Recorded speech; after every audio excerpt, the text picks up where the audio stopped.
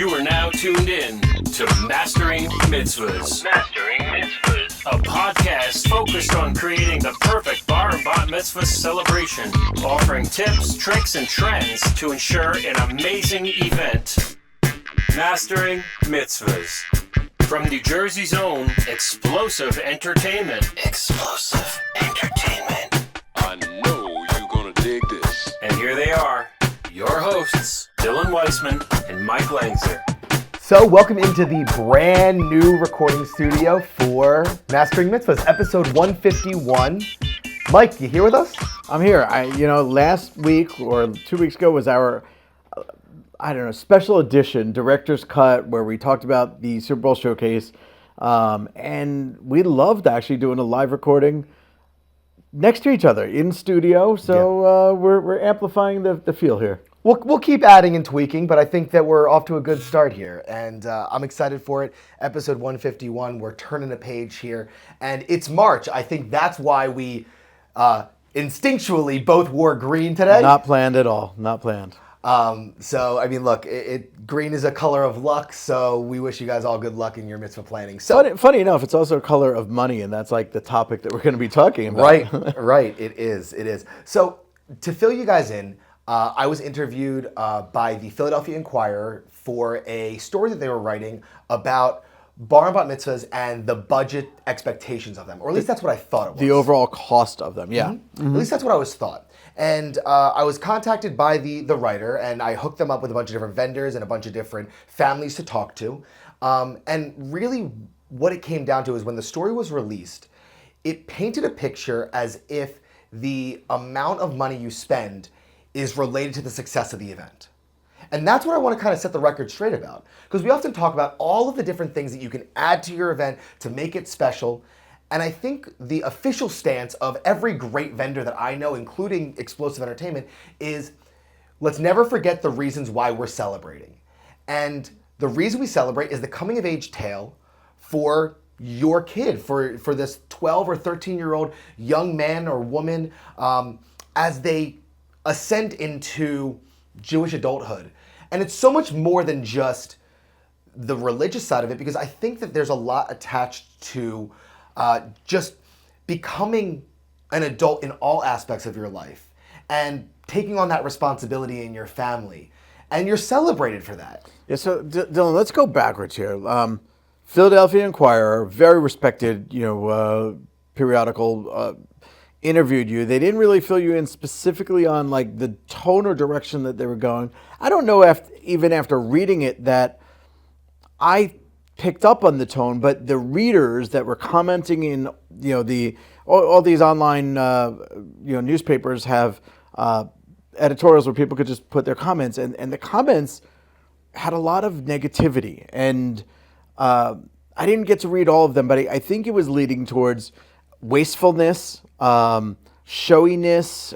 What other feelings did you pick up on? It just seemed like it painted a picture that the families who were going above and beyond, the normal just service, were doing it wrong. We're doing it too much. We're forgetting the reasons to celebrate. I noticed one thing that it left out, and we hear this all the time after parties. It was the best day of my life. That should be like the headline of this story, because a bar bat mitzvah for a 13-year-old is typically the best day of their life up to this point. Like, maybe their wedding might supersede that, or maybe the day that they graduate college or buy their first house.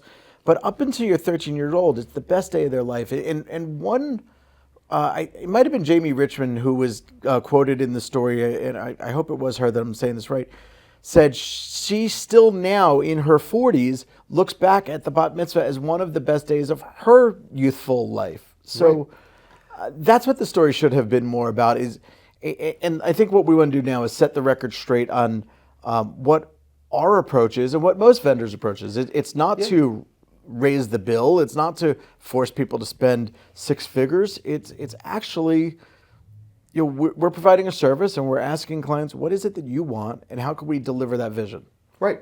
So the stance that Xplosive has always taken is you don't need anything. We'll give you whatever you want, but you don't need anything except a great vision, a great reason to celebrate, in this case, your kid, and vendors that you trust to pull it off. And we actually have a package called the Essentials Package. It's our most entry-level package, and in our Essentials Package is what we believe to be the recipe for success and nothing else. It includes, for us, an MC, DJ, and 2 motivators. Now, outside of the number of guests that you have, which would change the scale of how many people we believe to bring, that is the recipe for success. You don't need anything else because we believe in our process and the way that we approach entertainment and the way that we train our staff and the way that our coordinators work with you. And let's actually say that's the recipes for success for a typical dance party. Not all bar bat mitzvahs are That's right. dance party. And actually, this is a Philadelphia story. Like, there's a term in Philadelphia world that's kind of going away, but there's a sock hop, which is a kids party. Like, I think our Essentials Package still works well there, works very well there. But, families first have to understand, what is their vision? Is it to have this gigantic rager with 300 people in this, lavish ballroom with a ton of decor? Or is it to have a kids party, in your backyard or at a firehouse or VFW? Right then and there, that dictates price point significantly. But the Essentials Package, as you said, is everything you need essentially to have a perfect dance party. Yep. And I say that to my families all the time. I say, if you did nothing else, you'd have a 10 out of 10 celebration because we believe in the right reasons to celebrate. And if we're going to get together to celebrate your child and all of their accomplishments, and we come in with that kind of attitude, it's easy to find the fun. Yeah. So one of my takeaways from reading the story, though, was why shame a family for spending a lot of money? In reality, if they have the money to do it, if they worked hard, they should be able to spend the money however they want, whether they put a pool in their backyard, whether they buy a new sports car, or whether they spend it on a celebration for their kid. Let them spend the money however they want. I do think it's problematic when families put themselves in debt over these things. Like, while it is the most special day of this child's life, there's a, what's the word I'm looking for? There's a way to do it that doesn't put you in the poorhouse. And you have to be respectful to what you can and cannot afford.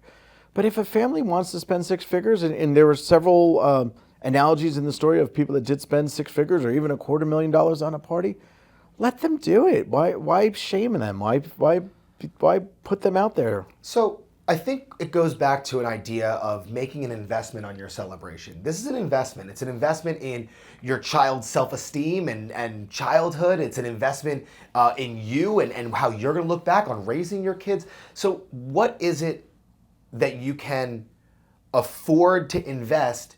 And then what are you going to get back out of it? So, we say it all the time, don't spend money on silly things that don't align with that vision for investment. Right, absolutely. Right? So, I think what really needs to happen here is families should be taking a hard look at, are we celebrating for the right reasons still? With every decision they make, will this amplify my kid's coming of age tale? And if the answer isn't unequivocally yes, then you have to take a hard look at that line item of enhancement and say, all right, well, maybe this isn't something that we should be spending money on. Right. And there are many ways to celebrate becoming a bar or bat mitzvah. My brother became a bar mitzvah at an adult age while on a trip to Israel. Yeah. And it didn't cost tens of thousands of dollars. In fact, it probably was virtually free. He was out there and was like, it's time, I'm going to go through this rite of passage, and he did. I don't think that there's ever, at least in our experiences, and look, New Jersey, Philadelphia, New York is like the epicenter for these high-end, lavish bar and bat mitzvahs in the country. But maybe I'm just lucky, but I haven't had a family who didn't start with the simple fact that I'm excited to do this for my kid. I'm excited to have my child take that next step in their Jewish learning or take that next step towards adulthood. Because let's be real about it. The fact of the matter is that this is not only an accomplishment in the Jewish sense of the word, but it's an accomplishment for your entire family, for all of the generations preceding it. And I think that deserves celebration. It's a coming of age tale of your entire family and everything that came before. Lador vador, the generation to generation. And that needs to be celebrated. And that's why we include grandparents in a candle lighting. That's why we include a mother-son dance or a father-daughter dance. It's to celebrate the coming of age tale of an entire family. You know, I thought you were going to say something very different, and everything you said is so spot on. But there's so, like, I've never had a family say they regret spending this money. Like, let's face it, at the end of these parties, the families love every second of it. And it's because of the memories that they can make. And a memory is worth its weight in gold. You know, like, I think quoted in the story also was somebody who got to celebrate, and it was one of their last times when they were a kid celebrating and being with their own grandparents. You know, like, you know, that I guess the days of having a family reunion are kind of passé. Like, you don't hear too many people have family reunions and go to a park and all the generations from all the different states come together. A bar or bat mitzvah, like a wedding or in a Catholic religion, a communion, a christening, is a celebration where you bring your family members together and you know what? Yeah, get dressed up, dance together, drink together, eat good food together.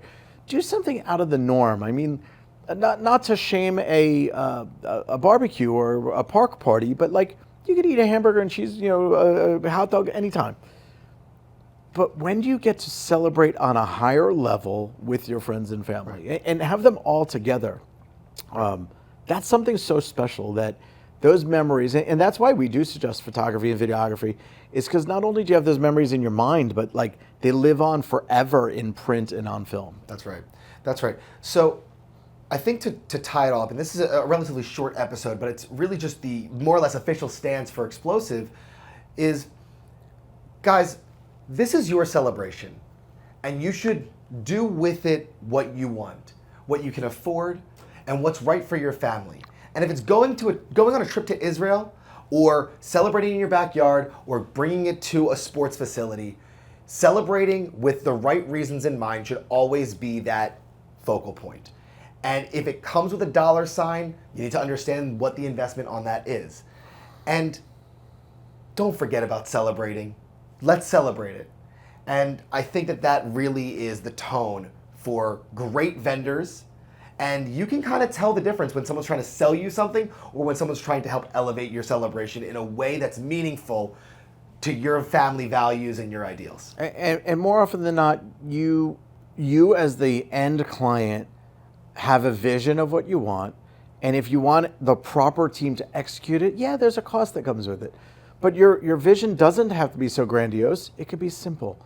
And I don't know anybody really that pressures clients to getting things that they don't ask about.